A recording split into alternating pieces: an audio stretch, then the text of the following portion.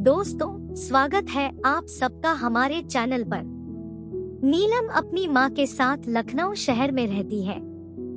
आज वह बहुत खुश थी क्योंकि उसकी माँ आज उसे बहुत दुलार कर रही थी और तरह तरह का खाना बनाकर खिला रही है। आज सुबह उसकी माँ ने उसे पैसे दिए और कहा जाओ बाजार से अपने लिए नए कपड़े ले लो। नीलम अपनी सहेली को लेकर बाजार गई और नए कपड़े खरीद कर लाई। आज उसकी खुशी का कोई ठिकाना नहीं था, लेकिन उसे क्या पता था यही खुशियाँ चंद घंटे की मेहमान है। इसके बाद उसकी जिंदगी में भूचाल आने वाला था। रात के खाने में माँ ने तरह तरह के पकवान बनाए थे।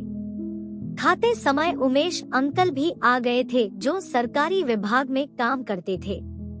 अक्सर अंकल परिवार की मदद किया करते थे, इस वजह से माँ ने उसे बुलाया था। खाना खाने के कुछ देर बाद नीलम की माँ ने कहा कि यह लो वसूली इन डिब्बा जा बेटी, आज अपने उमेश अंकल को खुश कर दे।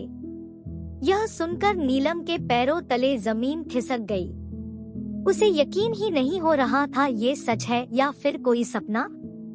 उसे यह सब करने के लिए उसकी माँ ही कह रही थी, लेकिन उसने ऐसा करने से इनकार कर दिया तो उसकी माँ बोली बेटी तू टेंशन मत ले, बिल्कुल भी दर्द नहीं होगा, ये बहुत काम की चीज है। नीलम नहीं मानी। फिर उसकी माँ और आशिक उमेश ने भी जबरदस्ती करना सही नहीं समझा और दूसरे कमरे में जाकर वह दोनों खुद ही एंजॉय करने लगे थे। नीलम को पहले ही पता था कि उमेश अंकल का मेरी माँ से चक्कर चल रहा है और आज उसका शक यकीन में बदल गया था। नीलम ने सोचा पास पड़ोस में बदनामी होगी। इस डर से उसने इस बात को दबाना ही उचित समझा, लेकिन अगले दिन से उसकी माँ उसके साथ बुरा व्यवहार करने लगी थी और वह उमेश अंकल के साथ संबंध बनाने दबाव बनाने लगी थी। जब नीलम नहीं मानी तो एक रात को माँ और उमेश ने नीलम को जबरदस्ती दबोच लिया, लेकिन नीलम की किस्मत अच्छी थी। वह दोनों के चंगुल से निकलने में कामयाब हो गई और रात को ही सीधे पुलिस के पास पहुंच गई। जब पुलिस ने माँ से इसका कारण पूछा तो जवाब सुनकर वहां मौजूद हर कोई हैरान रह गया। आखिर चंद मिनट के मजे के चक्कर में कोई माँ अपनी की औलाद के साथ इतनी घिनौनी हरकत कैसे कर सकती है। पति के मरने के बाद से नीलम की माँ और उमेश का चक्कर चलने लगा था।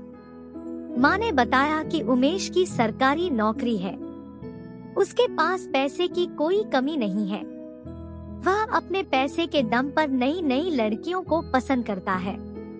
पिछले कुछ दिनों से वह मुझे बार बार इग्नोर कर रहा था। जब मैं उसे सर्विस देने के लिए बोला तो कहने लगा कि तुम्हारी ढीली हो चुकी है, मुझे टाइट माल मांगता है। तो मैंने कहा कोई बात नहीं, तुम बैकडोर से एंट्री मार लेना, लेकिन वह नहीं माना, जिसके वजह से मैं परेशान रहने लगी थी। मैं उसे पाने के लिए तड़पने लगी थी।